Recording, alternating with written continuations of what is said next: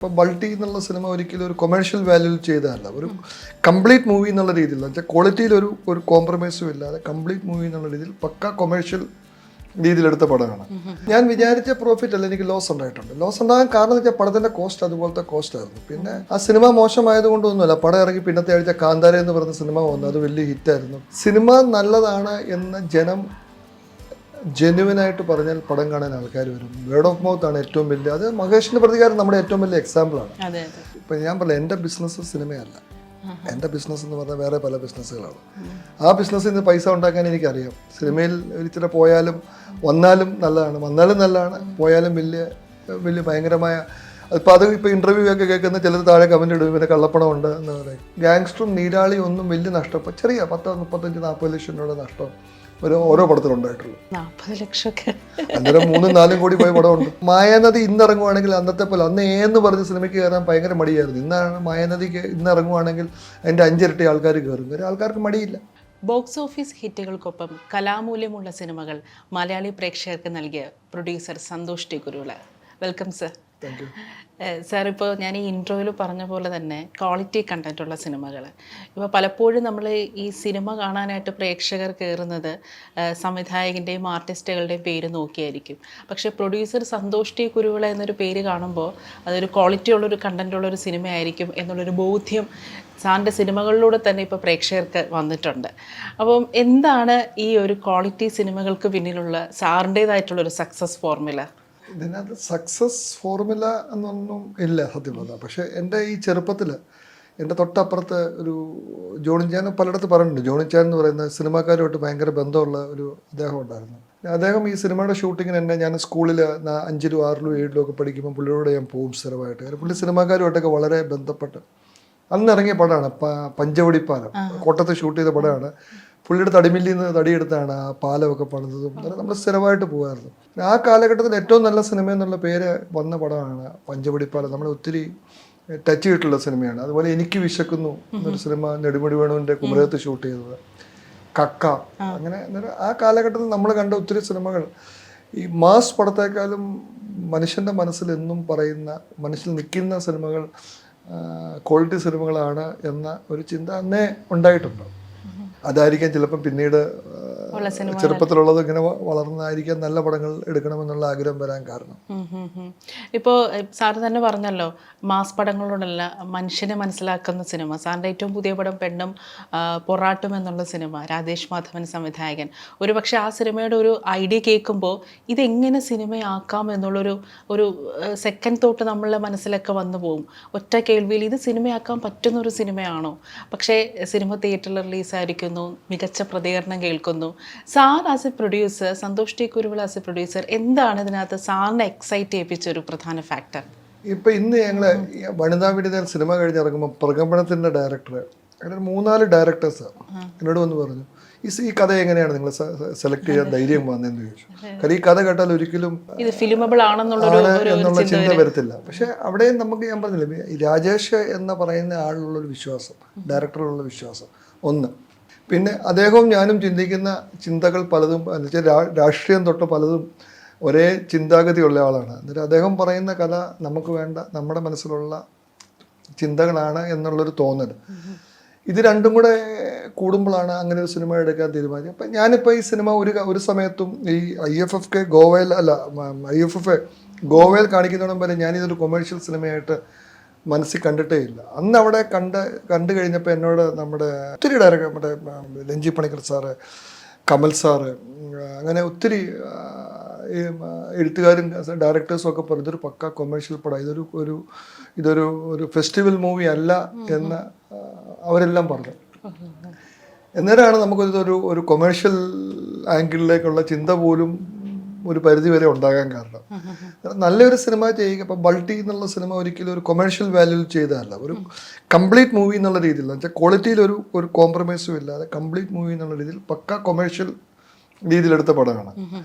അങ്ങനെ എൻ്റെ പടങ്ങൾ കുറവാണ് സത്യം പറഞ്ഞാൽ, ഈ പക്ക കൊമേഴ്ഷ്യൽ രീതിയിൽ മാത്രം എടുത്തേക്കുന്നത്. അന്നേരം ഇത് അങ്ങനെയൊന്നും ചിന്തിക്കാതെ നല്ല സിനിമയായിട്ട് വരണം എന്ന് തന്നെ ചിന്തിച്ച് ബൾട്ടിയിൽ വലിയ ലാഭം ഉണ്ടാക്കി ആ ലാഭം ഇവിടെ പോയാലും കുഴപ്പമില്ല എന്ന് ചിന്തിച്ചെടുത്ത പടം. ബൾട്ടിയിലെ സാർ ഏറ്റവും കൂടുതൽ ചെലവ് അല്ലേ? ഞാൻ എടുത്ത സിനിമകളിൽ ഏറ്റവും കൂടുതൽ സിനിമയ്ക്ക് ചിലവായ പടം ബൾട്ടിയാണ്. അതിനകത്ത് സാർ വിചാരിച്ചൊരു പ്രോഫിറ്റ് കിട്ടിയിട്ടുണ്ടായിരുന്നോ? ഞാൻ വിചാരിച്ച പ്രോഫിറ്റ് അല്ല, എനിക്ക് ലോസ് ഉണ്ടായിട്ടുണ്ട്. ലോസ് ഉണ്ടാകാൻ കാരണം എന്ന് വെച്ചാൽ പടത്തിന്റെ കോസ്റ്റ് അതുപോലത്തെ കോസ്റ്റ് ആയിരുന്നു. പിന്നെ ആ സിനിമ മോശമായതുകൊണ്ടൊന്നുമല്ല. പടം ഇറങ്ങി പിന്നത്തെ ആഴ്ച കാന്താര എന്ന് പറയുന്ന സിനിമ വന്നു, അത് വലിയ ഹിറ്റായിരുന്നു. പിന്നത്തെ ആഴ്ച ദീപാവലി പടങ്ങൾ വന്നു. അങ്ങനെ ഒരു അവസ്ഥയും കൂടെ ഉണ്ടായത് കൊണ്ട് വന്നതാണ്. അന്നേരം അത് എനിക്ക് യാതൊരു റിഗ്രറ്റുമുള്ള അല്ല. ആ സിനിമയ്ക്ക് ആകാവുന്ന കോസ്റ്റിൽ നിൽക്കുക പടം വളരെ പ്രോഫിറ്റബിൾ ആയിട്ട് പോകേണ്ട പടമാണ്. ഇപ്പോൾ പലപ്പോഴും ഈ ചില സംവിധായകരൊക്കെ പറഞ്ഞിട്ടുണ്ട്, നമ്മൾ ഈ സിനിമയുടെ പോസ്റ്ററിൽ ഈ ഇല വരുമ്പോൾ ഉണ്ടല്ലോ, പ്രത്യേകിച്ച് ഈ 2 ഇല വരുമ്പോൾ ഈ തിയേറ്ററുകാർക്ക് ചെറിയൊരു മടിയാണ്, ഒരു വിമുഖത കാണും ആ പടം എടുക്കാനായിട്ട്. അപ്പോൾ സാറിൻ്റെ ഒരു അനുഭവം എന്തായിരുന്നു? കാരണം ഞാൻ അറിഞ്ഞത് IFFKയിൽ ഈ സിനിമ കാണാനായിട്ട് പെണ്ണും പൊറോട്ടും കാണാനായിട്ട് ഭയങ്കര തള്ളായിരുന്നു, തള്ളുമായിരുന്നു. അതെ അതെ, പലർക്കും ഈ സിനിമ കാണാൻ പറ്റിയില്ല. പക്ഷേ തിയേറ്ററിലോട്ട് വരുമ്പോൾ, മെയിൻ സ്ട്രീമിലോട്ട് വരുമ്പോൾ അതൊരു ഡിഫറെൻ്റ് ആയിട്ടുള്ളൊരു എക്സ്പീരിയൻസ് ആയിരിക്കും. കാരണം ഇതുപോലെ ഈ 2 ഇല കണ്ടാൽ തിയേറ്ററുകാർക്കൊരു വിമുഖത വരാനുള്ളൊരു ചാൻസ് ഉണ്ടോ എന്നുള്ളൊരു ടെൻഷൻ സാറിനുണ്ടായിരുന്നോ? സിനിമ നല്ലതാണ് എന്ന് ജനം ജെന്യുവനായിട്ട് പറഞ്ഞാൽ പടം കാണാൻ ആൾക്കാർ വരും. വേർഡ് ഓഫ് മൗത്ത് ആണ് ഏറ്റവും വലിയ. അത് മഹേഷിൻ്റെ പ്രതികാരം നമ്മുടെ ഏറ്റവും വലിയ എക്സാമ്പിളാണ്. ആ സിനിമ ആദ്യത്തെ ദിവസം പല തിയേറ്ററിൽ ഹോൾഡ് ഓവർ ആയ സിനിമയാണ്. പക്ഷേ 2ാമത്തെ ദിവസം 3ാമത്തെ ദിവസം ഇങ്ങനെ കയറി ആ ഗ്രാഫ് ഇങ്ങനെ കയറി പോയി 125 ദിവസം ഓടി. 125ാമത്തെ ദിവസം കഴിഞ്ഞ് ഓടിയേനെ. പക്ഷെ അന്ന് ഈ പടം നമ്മൾ മനോരമ വന്നു 125ാമത്തെ ദിവസം. അല്ലെങ്കിൽ ആ പടം വീണ്ടും കയറിപ്പോയാൽ വീണ്ടും ഓടിയേനെ. എന്നിട്ട് നമുക്ക് അങ്ങനെയൊന്നും പറയാനൊക്കത്തില്ല. കാരണം മനുഷ്യൻ എങ്ങനെയാണ് ഇതിനെ ഇവാലുവേറ്റ് ചെയ്യുന്ന അനുസരിച്ചിരിക്കും. ഇപ്പം വരെ നമ്മൾ കണ്ട റിവ്യൂസ് എല്ലാം ഒന്നും ഒരു നെഗറ്റീവ് റിവ്യൂ ആയിട്ടൊന്നും കണ്ടില്ല. ചിലർ പറയുന്നുണ്ട് എനിക്കിഷ്ടപ്പെട്ടു, നിങ്ങൾക്ക് ഇഷ്ടപ്പെടുമല്ലോ എന്ന് എനിക്കറിയത്തില്ല എന്ന് പറയുന്നുണ്ട്. അതല്ലാതെ ആരും മോശമാണ് എന്നുള്ള ഒരു റിവ്യൂ ഞാൻ കണ്ടു. ആദ്യം എല്ലാം മോശം പറഞ്ഞിട്ട് പിന്നെ പുള്ളി സിനിമയെ അങ്ങ് ഭയങ്കരമായി നല്ലതായിട്ടാണ് പറയുന്നത്. ഈ സിനിമ ജനം അംഗീകരിക്കുന്നു തന്നെയാണ് പ്രതീക്ഷ. സാർ, ഇപ്പോൾ മഹേഷിൻ്റെ പ്രതികാരം മുതലുള്ള സാറിൻ്റെ ഒരു യാത്ര ഉണ്ടല്ലോ, ദിലീഷ് പോത്തൻ എന്ന അതിപ്രഗത്ഭനായ ഒരു സംവിധായകനെ സമ്മാനിച്ച ഒരു സിനിമ കൂടിയാണ്. പലപ്പോഴും നമ്മളൊരു സിനിമ വർക്കാവുന്നത് ഈ പ്രൊഡ്യൂസർ ഡയറക്ടർ കോംബോ അത് നല്ല രീതിയിൽ വരുമ്പോഴാണ്. ഈ പലപ്പോഴും ഈ കോൺഫ്ലിക്റ്റ് ഉണ്ടാവുന്നത് ഈ ബഡ്ജറ്റ് അനിയന്ത്രിതമായി ഇങ്ങനെ പോകുമ്പോഴാണ് ഈ കോൺഫ്ലിക്റ്റ് വരുന്നത്, പ്രൊഡ്യൂസർക്ക് ദേഷ്യം വരുന്നത്, ടെൻഷൻ വരുന്നത്. അപ്പം സാറ് മലയാളത്തിലെ പ്രമുഖരായിട്ടുള്ള ഒരുപാട് സംവിധായകരോട് വർക്ക് ചെയ്തിട്ടുണ്ട്. സാറിൻ്റെ നോട്ടത്തിൽ ഈ സാമ്പത്തിക അച്ചടക്കം പാലിക്കുന്ന സംവിധായകൻ ആരായിട്ടാണ് സാറിന് തോന്നിയിട്ടുള്ളത്? ഞാൻ പ്രമുഖരായിട്ടുള്ള ഡയറക്ടേഴ്സിൻ്റെ കൂടെ അങ്ങനെ അധികം വർക്ക് ചെയ്തിട്ടില്ല. കാരണം എൻ്റെ സിനിമകളിൽ മാക്സിമം പുതിയ ഡയറക്ടേഴ്സാണ്. അല്ല, അവരൊക്കെ പിന്നെ പ്രമുഖരായി. പിന്നെ ആഷിഖ് കപൂർ ഉണ്ടായിരുന്നു. ആഷിഖ് ഒരു ബ്രില്യൻ സിനിമ മേക്കറാണ്, അതൊരു സംശയമുള്ളതല്ല. ഇപ്പം മഹേഷിൻ്റെ പ്രതികാരം പോലും എന്നേക്കാളും ആ സിനിമ ഉണ്ടാകാൻ കാരണം ആഷിഖ് കപൂറാണ്, ഒരു സംശയമില്ലാത്ത കാര്യമാണ്. കാര്യം അദ്ദേഹം ഞാൻ പറഞ്ഞില്ല, മലയാള സിനിമ ഇൻഡസ്ട്രിയിൽ പല മാറ്റങ്ങളും, ഇപ്പോൾ സോഷ്യൽ മീഡിയ അങ്ങനെയുള്ള പല മാറ്റങ്ങൾ കൊണ്ടുവന്ന ആളാണ് ആഷിഖ് കപൂർ. സാമ്പത്തിക അച്ചടക്കത്തിൻ്റെ കാര്യത്തിൽ എനിക്ക് തോന്നുന്നു എൻ്റെ 2 സിനിമകൾ മഹേഷിന്റെ പ്രതികാരം കറക്റ്റായിട്ട് തീർന്നതാണ്, വലിയ വ്യത്യാസമില്ല തീർന്നതാണ്. ദിലീഷ് പോത്തൻ ആ കാര്യത്തിലൊക്കെ വളരെ ദിലീഷ് പോത്തൻ്റെ കൂടെ തന്നെ ആഷിഖും ഒക്കെ വളരെ ഇതിനകത്ത് ഇൻവോൾവ് ആയിരുന്നല്ലോ. ഞാനും ആഷിഖും പ്രൊഡ്യൂസേഴ്സ് ആയിരുന്നല്ലോ.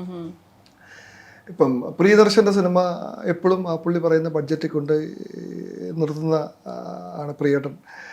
ഇപ്പം സാനു ജോൺ പറയും സാർക്കറിയ പറഞ്ഞതിനേക്കാളും 10 ലക്ഷം രൂപ കുറവും ഒരു ദിവസം കുറവും മുമ്പ് ഷൂട്ട് തീർത്ത് പുള്ളിയുടെ ആദ്യത്തെ പടമാണ്, ഡയറക്റ്റ് ചെയ്യുന്ന ആദ്യത്തെ പടം. അതെങ്ങനെ സാധ്യമാക്കി എന്നാണ് സാറിന് തോന്നിയിട്ടുള്ളത്? ഇപ്പോൾ പ്രിയദർശനാണെങ്കിലും സാനു വർഗീസ് ആണെങ്കിലും അവർക്ക് എങ്ങനെയാണ് അത് സാധ്യമാക്കുന്നതെന്നാണ് സാറിൻ്റെ ഒബ്സർവേഷനിൽ തോന്നിയിട്ടുള്ളത്? അതിനകത്ത് 2 കാര്യമുണ്ട്. ഒന്ന്, ഈ 2 പേരും ഇപ്പം പ്രിയൻ സാർ ആണെങ്കിൽ പ്രിയൻ സാർ ഒരു കാര്യത്തിലും വാശി പിടിക്കാത്ത മനുഷ്യനാണ്. ഇപ്പം കുഞ്ഞാലി മരക്കാറിൻ്റെ സിനിമ തീരുന്ന സമയത്ത് ബാബുരാജ് സിനിമ അഭിനയിക്കാൻ വന്നപ്പം താമസിച്ചു. ഇപ്പം വരുന്നുണ്ട് ഒരു ദിവസം കഴിഞ്ഞാണ്. ആ പുള്ളി ഇല്ലാതെ പുള്ളി ഷൂട്ട് ചെയ്തു. ഇപ്പോൾ ഉള്ള പല ഡയറക്ടേഴ്സും അതിന് ധൈര്യം പെടത്തില്ല.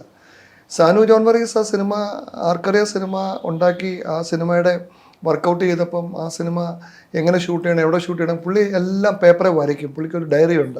ഇപ്പം നമ്മളിങ്ങനെ പറഞ്ഞുകൊണ്ടിരിക്കുമ്പം പുള്ളി പെട്ടെന്ന് വരയ്ക്കും. ഇങ്ങനെ ഇരിക്കുമ്പം ഇപ്പം നിങ്ങളുടെ ഫോട്ടോ ചിലപ്പം പുള്ളി വരയ്ക്കും. ആ ഒരു ക്യാരക്ടർ എവിടെയെങ്കിലും പുള്ളിക്ക് പറ്റുന്നതാണെന്ന് തോന്നിയ അത് ആ ഒരു ക്ലീൻ പ്ലാനിങ് പുള്ളിക്കുണ്ട്. പിന്നെ പുള്ളി ഇപ്പോഴും അറിയപ്പെടുന്നത് പുതിയ ഡയറക്ടേഴ്സിന് ഏറ്റവും നല്ല ക്യാമറാമാനായിട്ടാണ്. ഇപ്പം പുള്ളി തെലുങ്ക് ചെയ്തുകൊണ്ടിരിക്കുന്ന പടം പതിവില്ലാതെ വലിയൊരു പഴയ ഒത്തിരി അവിടുത്തെ ഒരു വളരെ ഫേമസ് ആയിട്ടൊരു ഡയറക്ടറെയാണ്. അതായത് ഞാൻ ഇടയ്ക്കിടയ്ക്ക് വിളിക്കും, ഞങ്ങളൊരു ക്ലാസ്സിൽ പഠിച്ച വലിയ സുഹൃത്തുക്കളായതുകൊണ്ട്. ഞാൻ എന്നോട് പറഞ്ഞു എനിക്ക് ഈ സിനിമയ്ക്കകത്ത് ഒരു പണിയില്ല. കാരണം അയാൾ ഭയങ്കര ഡയറക്ടറാണ്. കാരണം പുള്ളിയെ ഞാൻ ഒന്നും പറഞ്ഞു കൊടുക്കേണ്ട ആവശ്യമില്ല. അന്നേരം ആ ഒരു അച്ചടക്കം സാനുവിലുണ്ട്. ആ ഒരു അച്ചടക്കം പ്രിയൻ സാറ് വെള്ളാനകളുടെ നാട് 17 ദിവസം കൊണ്ട് ഷൂട്ട് ചെയ്ത പടമാണ് അന്ന്. പുള്ളി എന്നോട് പറയും പണ്ട് ഇത്ര റീൽസ് വരും, ഇതേ സിനിമ തീർത്തോളം എന്നാണ് പ്രൊഡ്യൂസർ പറയുന്നത്, വേറെ റീൽസ് മേടിച്ച് തരത്തില്ലെന്ന് പറയും. അന്നേരം ആ ഒരു സ്കൂളിൽ നിന്ന് വന്നേക്കുന്ന ആൾക്കാരാണ് അവര്. സത്യനന്ദിക്കർ സാറ്, ഇവരെല്ലാം. എന്നിട്ട് അത് കഴിഞ്ഞ് വന്നേക്കുന്ന ആൾക്കാർ പെർഫെക്ഷൻ, അവരുടെ പേര് ഇപ്പം അതിനൊക്കെ കാരണം ഒത്തിരി സോഷ്യൽ മീഡിയ ഒക്കെ ഭയങ്കര സ്ട്രോങ് ആയിപ്പോയി. ആൾക്കാർ സിനിമ ചെറിയ ചെറിയ തെറ്റുകൾ കണ്ടുപിടിച്ച് ക്രിട്ടിസൈസ് ചെയ്യും. എന്താണ് ചെറിയ, അല്ലെങ്കിൽ എന്താ പറയുക, ഇപ്പം ഈ പെണ്ണും പൊറോട്ട് തന്നെ വലിയൊരു പ്രശ്നമായിരുന്നു. കാര്യം ഒരു ഫ്രെയിമിൽ 50-60 പേര് വരുന്ന ഫ്രെയിമുണ്ട്. എളുപ്പമല്ല അങ്ങനെ സിനിമ എടുക്കുക. പണ്ട് IV ശശി സാറിനൊക്കെ മാത്രം നടന്നുകൊണ്ടിരുന്നതാണ് ആ ഫ്രെയിമിൽ അത്ര ആൾക്കാരെ കൊണ്ടുവരിക എന്നുള്ള, ഇമ്പോർട്ടൻ്റ് ആയിട്ട് കൊണ്ടുവരിക എന്നുള്ള ഒരു ജനക്കൂട്ടമല്ല. ഈ ആ ഫ്രെയിമിലുള്ള എല്ലാവർക്കും അവരുടേതായിട്ടുള്ള എക്സ്പ്രഷൻസും എല്ലാം വരണം. എളുപ്പമല്ല. അത് രാജേഷിന് കിട്ടിയ, രാജേഷ് കൂടെ നിന്ന് പഠിച്ച ആൾക്കാര്, ദിലീഷ് പോത്തനാണ് രാജേഷിന്റെ ആദ്യത്തെ ഗുരു.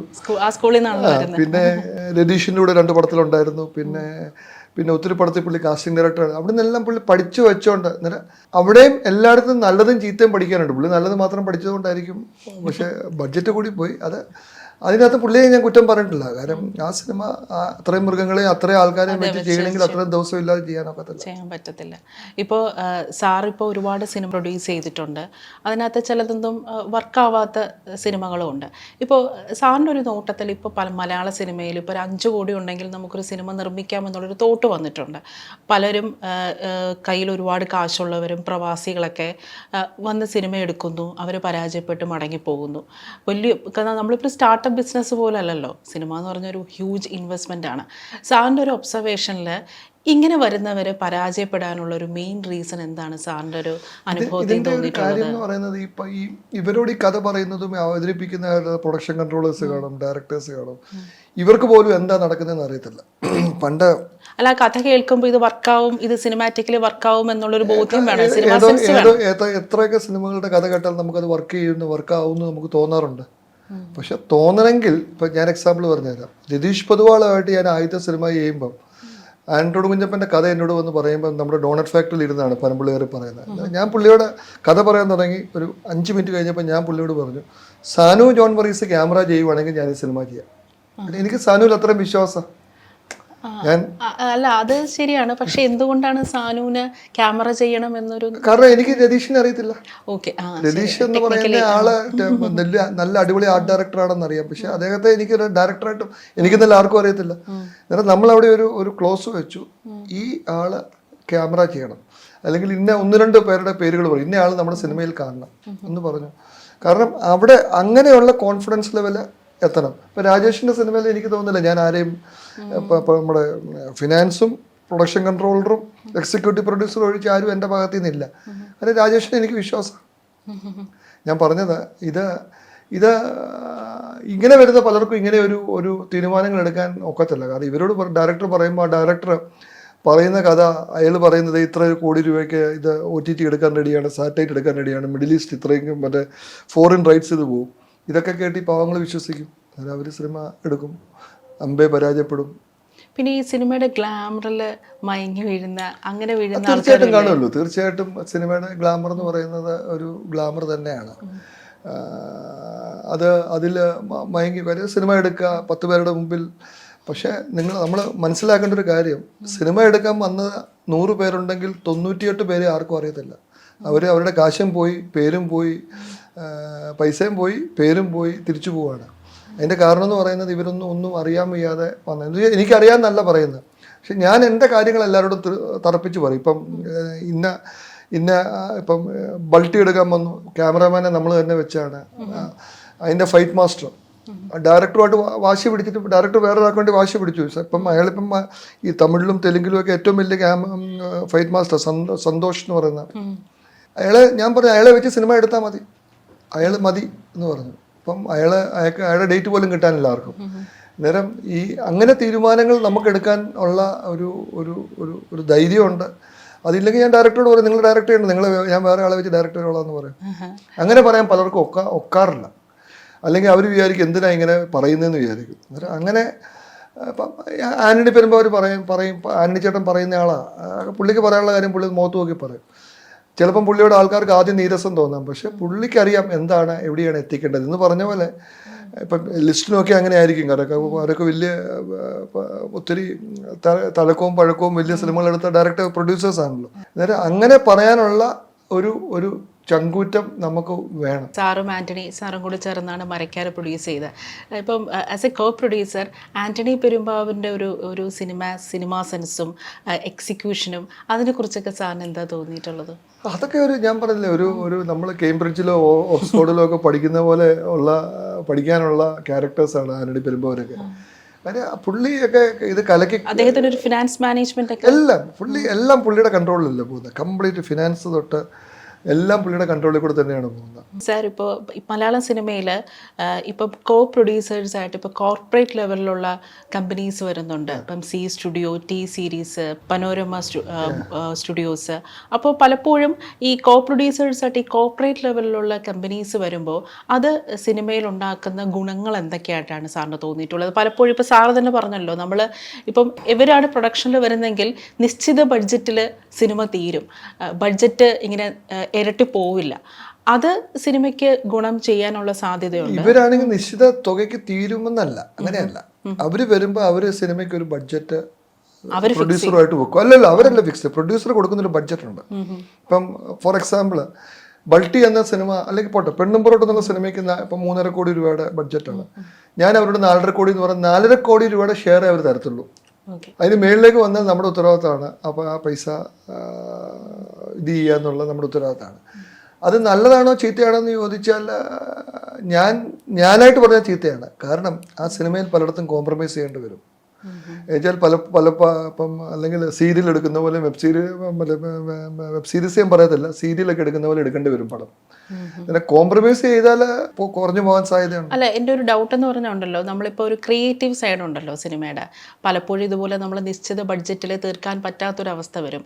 ഇപ്പോൾ ഈ കോർപ്പറേറ്റ് കമ്പനീസ് അവർ ഇൻഡിപെൻഡൻ്റ് ആയിട്ട് നിൽക്കുകയാണെങ്കിൽ, ഇപ്പം കോ പ്രൊഡ്യൂസേഴ്സായിട്ട് ഇൻഡിപെൻഡൻ്റ് ആയിട്ടുള്ള ആൾക്കാരെല്ലാം അവർ ഒറ്റയ്ക്ക് തന്നെ മാനേജ് ചെയ്യുകയാണെങ്കിൽ ഇതുപോലെ ഒരു മെക്കാനിക്കലായിട്ട് കാര്യങ്ങൾ ഇങ്ങനെ പോകേണ്ട ഒരു അവസ്ഥ വരത്തില്ലേ? നമ്മളെ സിനിമയുടെ ആ ഒരു ക്രിയേറ്റീവ് സൈഡിനെ അവർ അത്ര വലിയ ഒരു ഗൗരവം കൊടുക്കുമോ? അവർ ഗൗരവം കൊടുക്കാൻ സാധ്യത വളരെ കുറവാണ്. ഇപ്പം ഞാൻ തന്നെ എക്സാമ്പിൾ പറയാം. ഇപ്പം ഈ ബൾട്ടി എന്ന സിനിമ നമ്മൾ ഡബ് ചെയ്തപ്പം എനിക്ക് ഒരു ഭാഷയ്ക്ക് 11 ലക്ഷം രൂപ 12 ലക്ഷം രൂപ വന്നു. എന്ന് വെച്ചാൽ 4 ഭാഷ ഡബ് ചെയ്തപ്പം എനിക്ക് 55 ലക്ഷം രൂപ വന്നു. സാധാരണ OTTക്ക് ആൾക്കാർ ഡബ് ചെയ്ത് കൊടുക്കുമ്പോൾ അതിന് ആ ഒരു 20 ലക്ഷം രൂപയെ വരത്തുള്ളൂ. കാരണം നമ്മൾ ആ സിനിമ പെർഫെക്റ്റ് ആക്കാൻ വേണ്ടി അത്രയും പൈസ അവിടെ മുടക്കി. വേണമെങ്കിൽ ആ പൈസ നമുക്കവിടെ സേവ് ചെയ്യാം. ഇതെന്തിനാണ് എന്ന് ചോദിച്ചാൽ, നമുക്ക് നമ്മുടെ സിനിമ ഹിന്ദിക്കാർ കാണുമ്പോഴും, നാളെ നമ്മൾ ബോംബെ ചെന്നാലും, അല്ലെങ്കിൽ നമ്മൾ നാളെ ചെന്നൈ ചെന്നാലും, അല്ലെങ്കിൽ നാളെ നമ്മൾ ഹൈദരാബാദിൽ ചെന്നാലും നമ്മുടെ സിനിമ കണ്ടിട്ട് നല്ല സിനിമയാണ് എന്ന് പറയാനുള്ള ഒരു അവസ്ഥയ്ക്ക് വേണ്ടിയാണ്. ഇപ്പം OTTക്ക് ഒക്കെ വേണ്ടി പലരും ഡബ് ചെയ്യുന്നത് വെറും 15 ലക്ഷം രൂപ 12 ലക്ഷം രൂപയ്ക്ക് 4 ഭാഷ ഡബ് ചെയ്യുന്നത്. അതാണ് നമ്മൾ 55 ലക്ഷം രൂപയ്ക്ക് ബൾട്ടി ചെയ്തേക്കുന്നത്. ആ ക്വാളിറ്റി കിട്ടാൻ വേണ്ടിയാണ്. അപ്പം ആ ക്വാളിറ്റി കിട്ടിയിട്ട് എന്ത് നിങ്ങൾക്ക് തിരിച്ചു കിട്ടിയെന്ന് ചോദിച്ചാൽ എനിക്ക് അതിന് ഉത്തരവില്ല. പക്ഷെ നമ്മുടെ ഒരു മനസ്സമാധാനം, മനസ്സംതൃപ്തി. നല്ല സിനിമകൾ എടുത്തു എന്നുള്ള ആ ഒരു ഇതുണ്ടല്ലോ. പിന്നെ നമ്മളിപ്പോൾ സിനിമ എടുത്തു, ഇപ്പം ഞാൻ പറഞ്ഞ എൻ്റെ ബിസിനസ് സിനിമയല്ല. എൻ്റെ ബിസിനസ് എന്ന് പറഞ്ഞാൽ വേറെ പല ബിസിനസ്സുകളാണ്. ആ ബിസിനസ്സിൽ നിന്ന് പൈസ ഉണ്ടാക്കാൻ എനിക്കറിയാം. സിനിമയിൽ ഒരിച്ചിരി പോയാലും വന്നാലും നല്ലതാണ്, വന്നാലും നല്ലതാണ്, പോയാലും വലിയ ഭയങ്കരമായ ഇപ്പോൾ ഇൻ്റർവ്യൂ ഒക്കെ കേൾക്കുന്ന ചിലർ താഴെ കമൻ്റ് ഇടും, പിന്നെ കള്ളപ്പണം ഉണ്ട് എന്ന് പറയും. കള്ളപ്പണമല്ല, നമ്മൾ ഇപ്പം സ്നേഹിച്ച് ചെയ്യുന്ന കാര്യങ്ങളുണ്ടല്ലോ. നമ്മൾ ഇപ്പം നമ്മുടെ വീട്ടിലേക്ക്, എൻ്റെ ഭാര്യയ്ക്കും പിള്ളേർക്കും ഞാൻ സാധനങ്ങളെല്ലാം, എൻ്റെ പേരൻസിന് സാധനങ്ങൾ മേടിച്ചു കൊടുക്കുമ്പോൾ നമ്മളോട് പിശുക്കാറില്ല, അല്ലേ? എന്നാൽ വേറെ വല്ലവർക്കും മേടിച്ചു കൊടുക്കുമ്പോൾ നമ്മളൊന്ന് പിശുക്കും എന്ന് പറഞ്ഞ പോലെ നമുക്ക് നമ്മുടെ പ്രോഡക്റ്റ് അല്ലെങ്കിൽ നമ്മുടെ സ്വന്തം എന്ന് നമുക്ക് നാളെ ഇപ്പം മഹേഷിൻ്റെ പ്രതികാരം ഇറങ്ങിയിട്ട് 10 കൊല്ലമായി, ഇന്നും ജനം ഓർത്തിരിക്കുന്ന സിനിമയാണ്. മായാനദി ഇറങ്ങിയിട്ട് ഇപ്പോഴും മനുഷ്യൻ ജനം ഓർത്തിരിക്കുന്ന പടമാണ്. ആർക്കറിയാം മനുഷ്യൻ ഓർത്തിരിക്കുന്ന പടമാണ്. എന്നാൽ താൻ കേസ് കൂടെ ഇപ്പോഴും മനുഷ്യൻ്റെ മനസ്സിൽ നിൽക്കുന്ന പടങ്ങളാണ്. ഇങ്ങനെയുള്ള പടങ്ങൾ വരാൻ കാരണമെന്ന് പറയുന്നത് ആ സിനിമയ്ക്ക് വേണ്ടി ഞാനടക്കം, അല്ലെങ്കിൽ എൻ്റെ കൂടെ പാർട്ണറായിരുന്ന ആഷിക് കപൂർ അടക്കം അതിലേക്ക് കൊടുത്ത കോൺട്രിബ്യൂഷൻസ് ആണ് അതിനെ നന്നാകാൻ കാരണം. ഇപ്പോൾ റീ റിലീസുകളുടെ കാലമാണ്. നല്ല മനോഹരമായിട്ടുള്ള സിനിമകളാണ് സാറിൻ്റേതായിട്ടുള്ളത്, സാറിൻ്റെ പ്രൊഫൈലുള്ളത്. സാറിന് പേഴ്സണലി റിലീസ് ചെയ്യണം, ഈ പടം റിലീസ് ചെയ്യണം എന്ന ആഗ്രഹമുള്ള ഏതെങ്കിലും ഒരു ഞാൻ മയനത് ഈ ഫെബ്രുവരി 14 വാലന്റൈൻസ് ഡേക്ക് ചെയ്യാൻ വേണ്ടി ഇരുന്നത്. അന്നേരമാണ് ഈ പെണ്ണും പൊറോട്ടും ഇങ്ങനെ. പെണ്ണും പൊറോട്ടും നമ്മളെ ഈ ആനിമൽ ബോർഡിന്റെ പെർമിഷൻ കിട്ടാൻ ഒരു കൊല്ലത്തോളം എടുത്തു. ഒത്തിരി ഗുസ്തി പിടിച്ച് ഇങ്ങനെ നീണ്ടു പോയി. ഇനി ഫെബ്രുവരി മാറ്റി കഴിഞ്ഞാൽ പിന്നെ മാർച്ചൊക്കെ ആകുമ്പോൾ വലിയ സിനിമകൾ ഇങ്ങോട്ട് വന്ന് നമ്മളതിനകത്ത് ഇങ്ങനെ നമ്മുടെ ഈ പണ്ട് ഞങ്ങളുടെ നാട്ടിൽ പറയും പാണ്ടിലോറി തമിഴ്നാട്ടിൽ വരുന്ന ലോറി പാണ്ടിലോറി കയറി അരിഞ്ഞു പോയ പോലെ ആയി പോകുമെന്ന് പറയും, മറ്റേ വീലിനടിയിൽ. അന്നേരം അത് എന്തായാലും ചെയ്യും. ഗാങ്സ്റ്റർ എന്ന് പറഞ്ഞ സിനിമയും ഒന്ന് അവസാന ഭാഗം ഇച്ചിരി ഒന്ന് കറക്റ്റ് ചെയ്തുകൊണ്ട് ഫൈറ്റ് ഇറക്കിയാൽ കൊള്ളാമെന്ന് താല്പര്യമുള്ള സിനിമയാണ്. ഇത് രണ്ടുമാണ് പക്ഷേ ഗാങ്സ്റ്റർ നഷ്ടമുണ്ടാക്കിയ ഒരു സിനിമയായിരുന്നില്ലേ? ഗാങ്സ്റ്റർ നമുക്ക് വലിയ നഷ്ടമൊന്നും ഉണ്ടായിട്ടില്ല. എനിക്ക് ഗാങ്സ്റ്ററും നീരാളിയും ഒന്നും വലിയ നഷ്ടം, ചെറിയ 10, 35, 40 ലക്ഷം രൂപയുടെ നഷ്ടം ഓരോ പടത്തിലുണ്ടായിട്ടുള്ളൂ. 40 ലക്ഷമൊക്കെ അന്നേരം 3-4 കോടി പോയ പടമുണ്ട്. പേര് പറയത്തില്ല. ഞാനെടുത്ത വന്ന പടം 3 കോടി 4 കോടിയും പോയ പടമുണ്ട്. അന്നേരം 40 ലക്ഷം ചെറുതല്ലേ. അപ്പോൾ ഈ ഗാങ്സ്റ്റർ അതുപോലെ ഈ കുറച്ച് മാറ്റങ്ങൾ വരുത്തി റിലീസ് ചെയ്യാൻ പ്ലാൻ ഉണ്ടോ സാർ? എനിക്ക് ഞാൻ മാത്രം എന്തെങ്കിലും ഡിസ്കഷൻ നടക്കുന്നുണ്ടോ? ഞാൻ ആഷിക്കുമായിട്ട് ഡിസ്കസ് ചെയ്യും. അത് ആഷിക്കും കൂടെ സമ്മതിച്ചാൽ എനിക്കത് മാറ്റാൻ ഒക്കത്തുള്ളൂ. പക്ഷെ മായനദി എൻ്റെ തന്നെ സിനിമയാണ്. എൻ്റെ തന്നെ ഓപ്പിയം ഡ്രീം മിൽ സിനിമാസിൻ്റെ പടം. രണ്ടും ഓപ്പിയം ഡ്രീം മിൽ സിനിമാസിൻ്റെ സിനിമയാണ്. അതിനകത്ത് ഇപ്പം ഞാനും ആഷിക്കും ഒരുമിച്ച് പാർട്ണറല്ല. മായനദി എപ്പം വേണേലും എനിക്ക് റിലീസ് ചെയ്യാൻ നോക്കും. പക്ഷെ സിനിമയുടെ കണ്ടന്റ് മാറ്റുമ്പോൾ അദ്ദേഹത്തിൻ്റെ പെർമിഷൻ വേണം. ഞാൻ ചോദിച്ചു നോക്കും, നമ്മൾ സമ്മതിച്ചാൽ ചെയ്യും. ഇപ്പോൾ സാറിനിപ്പോൾ രണ്ടാം ഭാഗം ആൻഡ്രോയിഡ് കുഞ്ഞപ്പൻ്റെ രണ്ടാം ഭാഗം ഏലിയൻ അളിയൻ ചെയ്യണമെന്ന് സാറിനൊരു ചിന്തയുണ്ടായിരുന്നു. പക്ഷേ ഇനി അത് ഏതെങ്കിലും രീതിയിൽ സംഭവിക്കാൻ എന്തെങ്കിലും പോസിബിലിറ്റി ഉണ്ടോ? ഏലിയൻ അളിയൻ്റെ രണ്ടാമത്തെ ഭാഗം ചെയ്യാൻ എനിക്കല്ല ചിന്ത. രതീഷ് ബാലകൃഷ്ണ പൊതുവാള് ഖത്തറിലിരുന്ന് എന്നെ വിളിച്ചിട്ട് പറഞ്ഞു, ചേട്ടൻ്റെ ബർത്ത്ഡേ അടുത്ത മാസം, നമുക്ക് ആൻഡ്രോയിഡ് കുഞ്ഞപ്പൻ്റെ സെക്കൻഡ് പാർട്ട് അനൗൺസ് ചെയ്താലോ. എന്നിട്ട് ഞാൻ പറഞ്ഞു, അങ്ങനെ ആണെങ്കിൽ നമുക്ക് ചെയ്യാം. ഒരു റൂം എടുത്ത് കൊടുക്കണം, ആ എഴുത്തുകാർക്ക് പൈസ കൊടുക്കണം. ഞാൻ പറഞ്ഞു കൊടുത്തേക്കാം, ചെയ്തേക്കാം. അങ്ങനെ റൂം എടുത്ത് കൊടുത്ത് അവർ എഴുതാൻ തുടങ്ങി. പുള്ളി തന്നെയാണത് ജൂലൈ 4 എൻ്റെ ബർത്ത്ഡേ അനൗൺസ് ചെയ്യുകയും ചെയ്തു. പിന്നെ എന്തുകൊണ്ട് നടന്നില്ല എന്ന് എനിക്ക് അറിയത്തില്ല. ഇനിയും ചെയ്യാൻ താല്പര്യമില്ല. ഇപ്പോൾ സാർ ഒരുപാട് ബിസിനസ്സുകൾ ചെയ്യുന്നുണ്ട്. പക്ഷേ ഇപ്പോൾ ആൻഡ്രോയിഡ് കുഞ്ഞപ്പൻ്റെ പ്രൊഡ്യൂസർ, മഹേഷിൻ്റെ പ്രതികാരം പ്രൊഡ്യൂസർ, ആ ഒരു ടൈറ്റിൽ നിന്ന് കിട്ടുന്ന ഒരു റെസ്പെക്റ്റ് ഉണ്ടല്ലോ. കാരണം മറ്റ് ബിസിനസ്സുകളൊക്കെ ചെയ്യുമ്പോൾ തന്നെ ഒരുപാട് നല്ല സിനിമകൾ ചെയ്ത ഒരു പ്രൊഡ്യൂസർ എന്നുള്ള റെസ്പെക്റ്റ്, ആ റെസ്പെക്റ്റ് സാറിന് തരുന്ന ഒരു ആത്മവിശ്വാസവും ഒരു പ്രചോദനവും അതൊക്കെ എന്താണ്? ഈ സിനിമ പോലെ തന്നെ പേര് കിട്ടുന്ന അതാണ് റെസ്റ്റോറൻറ്റ് ബിസിനസ്. ഇപ്പം നമ്മുടെ റെസ്റ്റോറൻറ്റിൽ ഈ കഴിഞ്ഞ 2 ആഴ്ച മുമ്പ് വെസ്റ്റ് ബംഗാൾ ഗവർണർ അവിടെ വന്ന് ഭക്ഷണം കഴിച്ചു. എന്നിട്ട് അദ്ദേഹം ഉച്ചയ്ക്ക് TVയിലേക്ക് ഭക്ഷണം മേടിച്ച് കഴിച്ചു. പുള്ളിക്ക് അദ്ദേഹത്തിന് ഭയങ്കരമായിട്ട് ഇഷ്ടപ്പെട്ടു. അദ്ദേഹം വൈകിട്ടത്തെ യാത്ര ക്യാൻസൽ ചെയ്ത് തിരുവല്ല TV താമസിച്ച് നമ്മുടെ ഹോട്ടലിൽ വന്ന് ഭക്ഷണം കഴിച്ചു. ഇതുപോലെ നേരത്തെ ആരിഫ് മുഹമ്മദ് ഖാൻ പഴയ ഗവർണർ വന്ന് കഴിച്ചു. മുഖ്യമന്ത്രി പിണറായി വിജയൻ ആ ഏരിയയിൽ ഇതിലേ പോയാലും നമ്മുടെ ഹോട്ടലിൽ നിന്ന് ഭക്ഷണം മേടിച്ച് കഴിക്കത്തുള്ളൂ. VD സതീശൻ നമ്മുടെ ഹോട്ടലിൽ നിന്നാണ് ഭക്ഷണം കഴിക്കുന്നത്. ഈ കണ്ണൂർ ഭാഗത്തു നിന്നുള്ള എല്ലാ പാർട്ടി നേതാക്കന്മാരും. കാരണം അതൊരു വലിയ ഈ സിനിമ പോലെ അപ്രിസിയേഷൻ കിട്ടുന്ന ഒന്നാണ്. ഇപ്പം മുമ്പ് എന്നോട് പറഞ്ഞല്ലോ, നമ്മുടെ കാക്കനാട്ട് പനീറും ഗോപി മഞ്ചൂരിനും ഇഷ്ടമാണെന്ന് പറഞ്ഞല്ലോ. എന്ന് പറഞ്ഞ പോലെ ഈ റെസ്റ്റോറൻറ്റ് ബിസിനസ്സിലും സിനിമയിലും പിന്നെ എൻ്റെ മ്യൂസിക് സ്കൂള്, നമ്മൾ ഇപ്പം കഴിഞ്ഞ ഖത്തർ വേൾഡ് കപ്പിന് ഓപ്പണിംഗ് സോങ് പാടി നമ്മുടെ സ്കൂളിലെ വിദ്യാർത്ഥിയാണ്. അൽദാന എന്ന് പറയുന്ന ഒരു അറബി ലേഡിയാണ്. ഇപ്പം മ്യൂസിക് ഡയറക്ടറാണ്. നമ്മുടെ പിള്ളേർ ലോകം മുഴുവൻ പോയി പെർഫോം ചെയ്യുന്നുണ്ട്. അതൊക്കെ നമുക്ക് ഭയങ്കര സന്തോഷം, ഇതേപോലെ സന്തോഷം തരുന്നതാണ്. എന്നിട്ട് സിനിമയിൽ നിന്ന് നല്ല സിനിമ ചെയ്താൽ കിട്ടുന്ന പേര് ഒരു നല്ല പേരാണ്, വളരെ നല്ല പേരാണ്. എല്ലാവരും നമ്മളെ അറിയപ്പെടും, നമുക്ക് എല്ലായിടത്തും റെസ്പെക്റ്റ് കിട്ടും. അതേപോലെ തന്നെ റെസ്റ്റോറൻറ്റും കിട്ടും.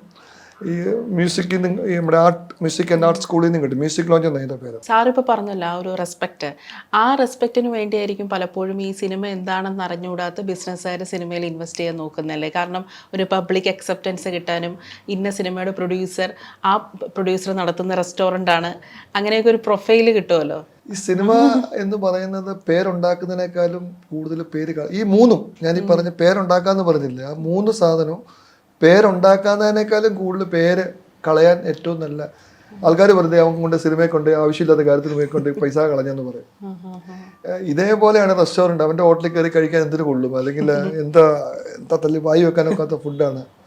അല്ലെ അവൻ്റെ സ്കൂളിൽ പിള്ളേരെ പഠിക്കാൻ വിട്ടിട്ട് ഒന്നും ഇതേപോലെ പേര് മോശമാകുന്ന വളരെ സെൻസിറ്റീവായിട്ട്, എന്ന് വെച്ചാൽ പണ്ട് നമ്മുടെ നാട്ടിൽ ഇലയെന്ന് മുള്ള വീണാലും മുള്ളയെന്ന് ഇല വീണാലും ഇലയ്ക്ക് പറ്റുമെന്ന് പറഞ്ഞ പോലെ വരുന്ന അവസ്ഥയാണ് ഈ 3 മേഖലയ്ക്ക്. ബാക്കിയുള്ള മേഖല എന്നൊക്കെ പറയുന്നത് ഇപ്പം എൻ്റെ കൺസ്ട്രക്ഷൻ കമ്പനി ആയാലും അല്ലെങ്കിൽ നമ്മുടെ മൈൻസ് ആയാലും ഇതെല്ലാം നമുക്ക് തന്നെ കറക്റ്റ് ചെയ്യാൻ നോക്കും. നമ്മൾ മാത്രമേ അറിയുന്നുള്ളൂ നമ്മൾ എന്താ ചെയ്യുന്നതെന്നും. നമുക്ക് അങ്ങനെ പുറത്തേക്ക് ആൾക്കാർ അറിയുന്നില്ലല്ലോ.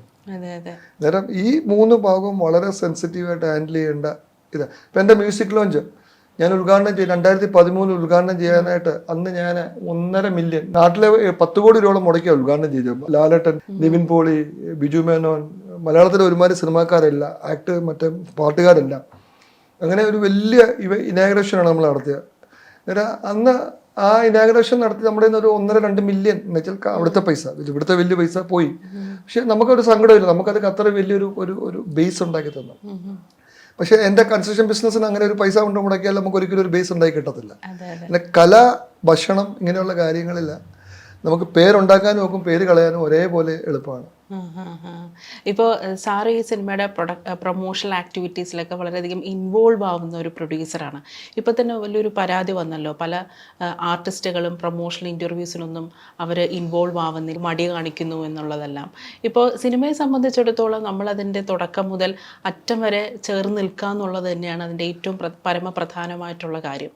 അപ്പോൾ ഈ പ്രൊമോഷണൽ ആക്ടിവിറ്റീസിന് ആർട്ടിസ്റ്റുകൾ മടി കാണിക്കുന്നത് അത് സിനിമയെ അത് ഏതെങ്കിലും രീതിയിൽ, ഇപ്പോൾ നല്ല സിനിമയാണെങ്കിൽ അതിന് ഏതെങ്കിലും രീതിയിൽ ഇമ്പാക്റ്റ് ഉണ്ടാക്കുമെന്ന് സാറിന് തോന്നുന്നുണ്ടോ? പ്രൊമോഷൻ ആക്ടിവിറ്റി എന്തായാലും വേണം. പക്ഷെ ഞാൻ അതിനകത്ത് എന്നോട് ആരുടെ ഞാൻ ചോദിച്ചപ്പോൾ പറഞ്ഞു, ബിജു മേനോൻ എന്ന നടൻ ആരാണ് എന്ന് അറിയാവുന്ന ആളല്ലേ സിനിമ എടുക്കാൻ പോകുന്നത്, അദ്ദേഹത്തിന് പ്രൊമോഷൻ ഒരു പരിധി വരെ കിട്ടത്തില്ല.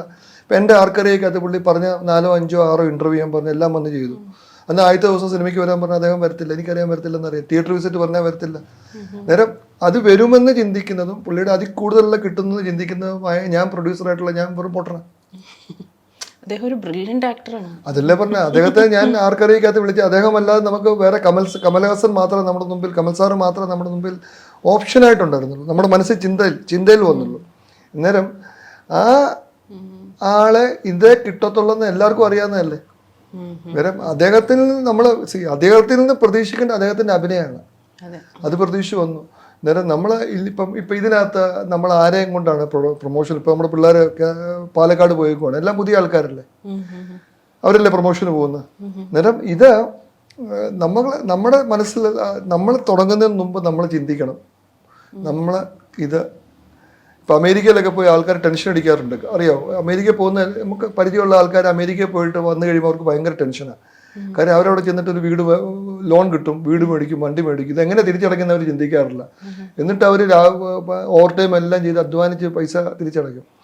ഇത് അവർ നേരത്തെ ചിന്തിക്കുകയാണെങ്കിൽ ബുദ്ധിയുള്ളവന്മാർ ആദ്യം പോയി ചാടി കയറി വീടും വണ്ടിയൊന്നും ആദ്യം കയറി മേടിക്കത്തില്ല. എന്ന് പറഞ്ഞ പോലെ ഈ നമുക്കറിയാം ഇപ്പം ലാലേട്ടൻ എന്താണ്, മമ്മൂക്ക എന്താണ്, അല്ലെ ബിജു മേനോൻ എന്താണ്, ഇവരെ നമ്മൾ അത് പ്രതീക്ഷിച്ചാൽ നമ്മുടെ സിനിമ ചെയ്യാവുള്ളൂ.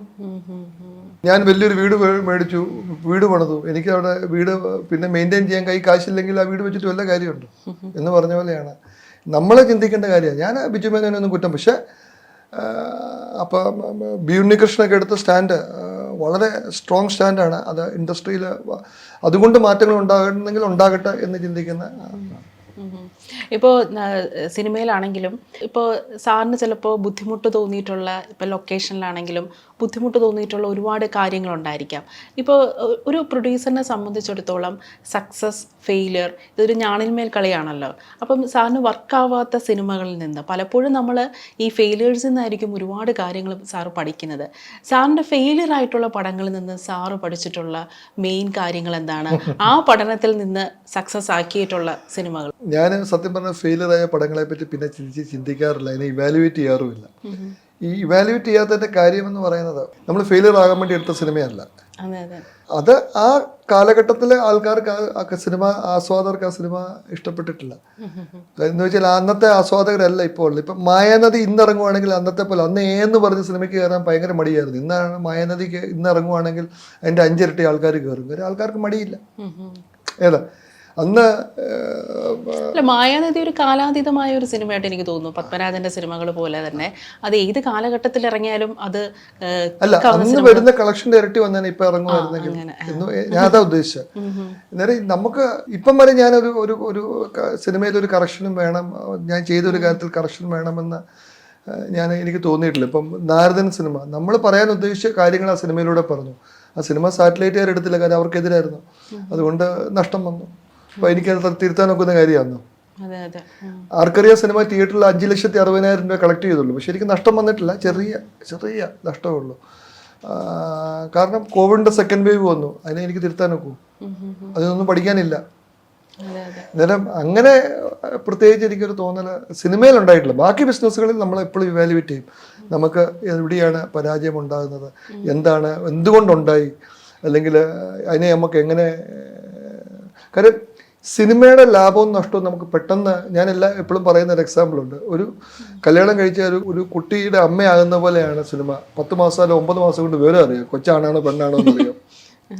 ബാക്കി ബിസിനസ് എന്നൊക്കെ പറയുന്നത് നമ്മൾ തകർന്ന് തരിപ്പണമാകുമ്പോഴായിരിക്കും ചിലപ്പോൾ നമ്മൾ അറിയുന്ന ബിസിനസ്സിൽ നഷ്ടമാണെന്ന്. നമ്മൾ പേപ്പറിൽ, നമ്മുടെ ബാലൻസ് ഷീറ്റിലും നമ്മുടെ ഇതിലൊക്കെ ഭയങ്കര ലാഭം കാണിക്കുന്ന പല ബിസിനസ്സും. ഇപ്പം ഞാൻ തന്നെ ഖത്തറിലെ ഇപ്പോഴത്തെ എയർപോർട്ടിനും മുമ്പത്തെ എയർപോർട്ടിനും ഒരു പണി ചെയ്തു. കണക്ക് കൂട്ടുമ്പോൾ നമുക്ക് ഭയങ്കര ലാഭമാണ്. എല്ലാ മാസം കണക്ക് കൂട്ടും, ആ കണക്ക് ഓർത്തിങ്ങനെ സന്തോഷിച്ചിരിക്കും, അവസാനം ഈ പൈസ വരുമെന്ന്. ആ എയർപോർട്ടിൻ്റെ നമുക്ക് അതിനകത്ത് എയർ കണ്ടീഷൻ്റെയും അതിനകത്ത് MEP വർക്കല്ല, മെക്കാനിക്കൽ ഇലക്ട്രിക്കൽ പ്ലംബിംഗ് ആയിരുന്നു. ഒരു 12 മാസം കഴിഞ്ഞ് കണക്ക് കൂട്ടിയപ്പം നമുക്ക് ഭീമമായ നഷ്ടമുണ്ടായി. നേരം അങ്ങനെയുള്ള പ്രോജക്റ്റ് സിനിമയും തമ്മിലുള്ള വ്യത്യാസം അവിടെയാണ്. അല്ല, സാറിന് ഒരു എക്സ്പീരിയൻസ് ഇല്ലേ, ഇപ്പം സിനിമ പ്രൊഡക്ഷൻ ചെയ്യാൻ ആഗ്രഹിക്കുന്നവർ, അങ്ങനെയുള്ള ആഗ്രഹിക്കുന്നവർ ഇന്റർവ്യൂ കാണുകയാണെങ്കിൽ സിനിമ ഒരു നല്ല ബിസിനസ്സാണോ? മറ്റ് ബിസിനസ്സുകളിൽ സാറ് ഇൻവെസ്റ്റ് ചെയ്യുന്ന സാറിൻ്റെ ടൈം, എഫേർട്ട്, പഠനം, അതിനേക്കാൾ കൂടുതൽ എഫേർട്ടും റിസർച്ചും സിനിമ ബിസിനസ്സിന് വേണ്ടി ഒന്നും വേണ്ട.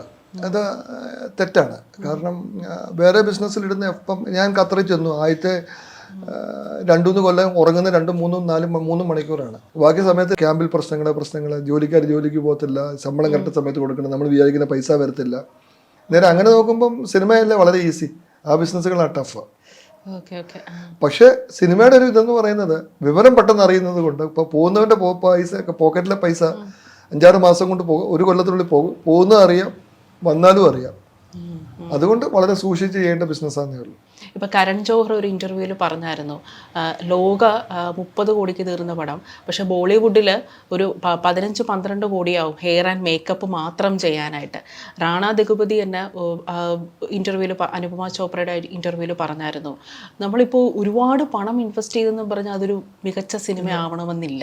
ഇത്രയും എക്സ്പീരിയൻസ് കൊണ്ട് സാറിന് എന്താണ് തോന്നിയിട്ടുള്ളത്? കാരണം ലോക ഒരു 30 കോടിക്ക് തീർന്ന ഒരു സിനിമയാണ്, സാറിന് വന്ന പടവും കൂടിയാണല്ലേ മഞ്ഞുമേൽ. അങ്ങനെയല്ല, എൻ്റെ ഇടയ്ക്കല്ല കഥ അതിന് മുമ്പ് അദ്ദേഹം പറഞ്ഞ, പക്ഷെ ഒത്തിരി കൊല്ലം മുമ്പല്ലേ. ഇപ്പം എൻ്റെ സിനിമകൾ തന്നെ നോക്കിയാൽ, ഇപ്പം എന്നാൽ താൻ കേസുകൂട് സിനിമ, ആക്ടേഴ്സിനും ടെക്നീഷ്യൻസിനും കൊടുത്തേക്കുന്ന പൈസ സിനിമയുടെ 25% താഴെയുള്ളൂ.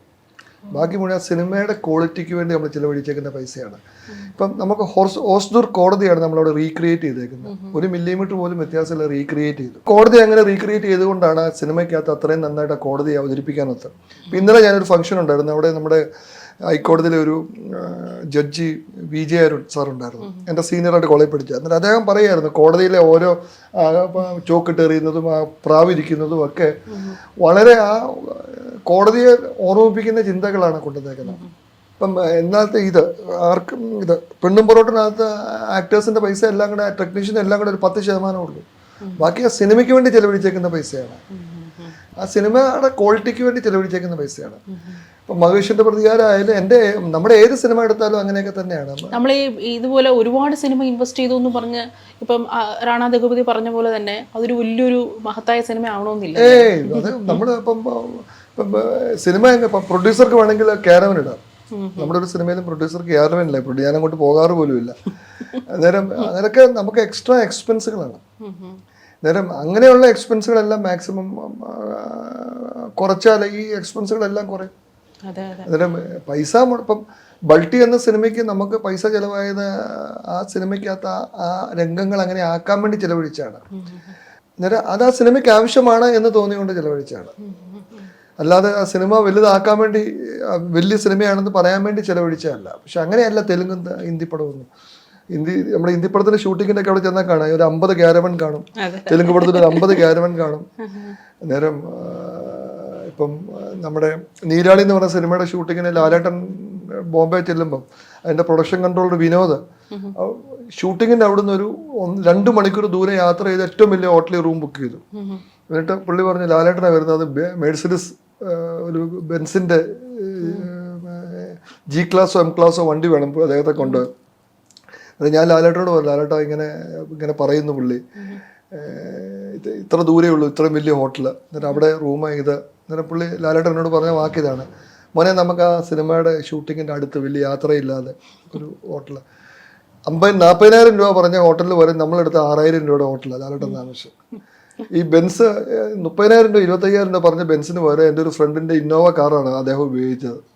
പെട്രോൾ ഡീസൽ മാത്രമേ അടിച്ചു കൊടുത്തുള്ളൂ. എന്നിട്ട് ഞാൻ പറഞ്ഞത് അങ്ങനെയും ചിലവ് കുറയ്ക്കാം, പക്ഷെ അദ്ദേഹം കൂടെ സഹകരിച്ചത് കൊണ്ട് അങ്ങനെ ഹാഷ് പുഷ് ലൈഫ് സ്റ്റൈല് പുള്ളിക്കാരൻ വളരെ സ്പിരിച്വൽ അല്ലേ?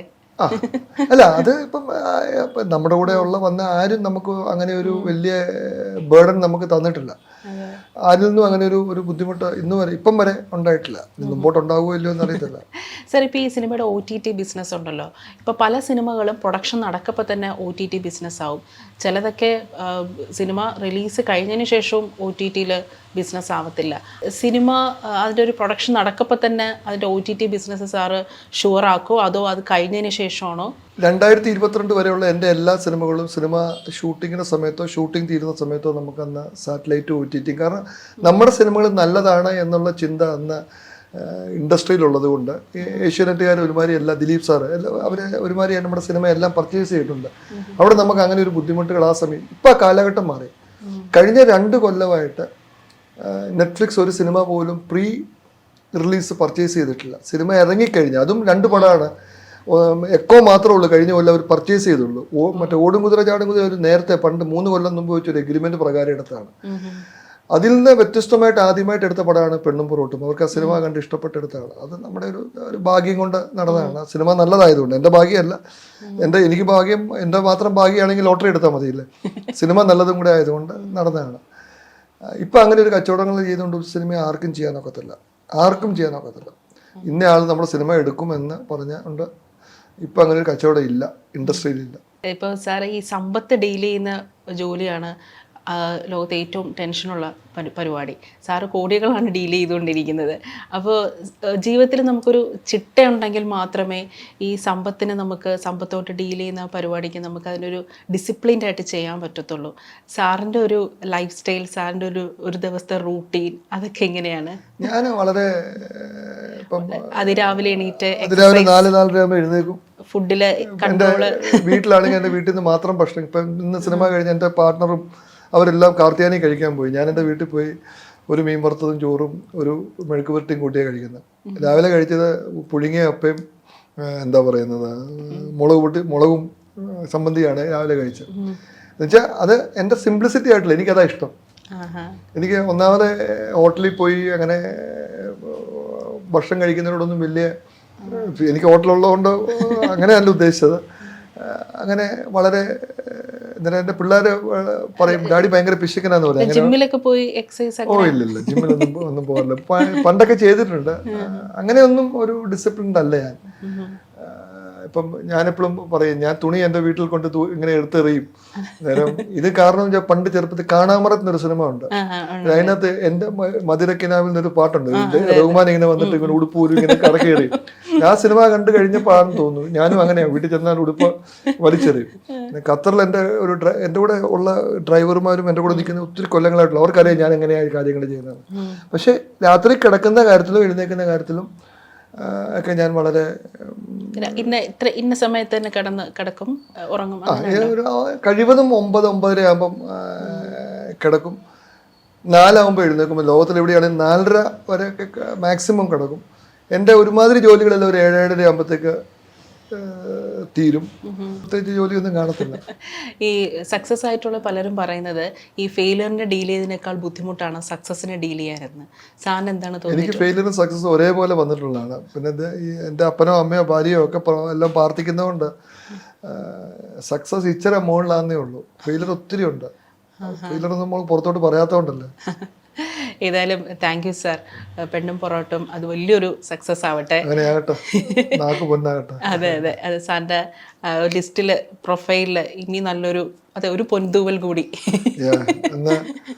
ഇത് ശരിക്കും അങ്ങനെയുള്ള അക്സെപ്റ്റൻസ് കിട്ടാൻ ഒത്തിരി സാധ്യതയുള്ള സിനിമയാണ്. കൊമേഴ്ഷ്യലിയും മറ്റേ 2 രീതിയിലും ഇത് കിട്ടാനുള്ള സാധ്യതയുള്ള സിനിമയാണ്. നമുക്ക് നോക്കാം, ഈ ദിവസങ്ങളിൽ തന്നെ അറിയാമല്ലോ. അതെ അതെ, ഏതായാലും thank you sir. Thank you. Thanks.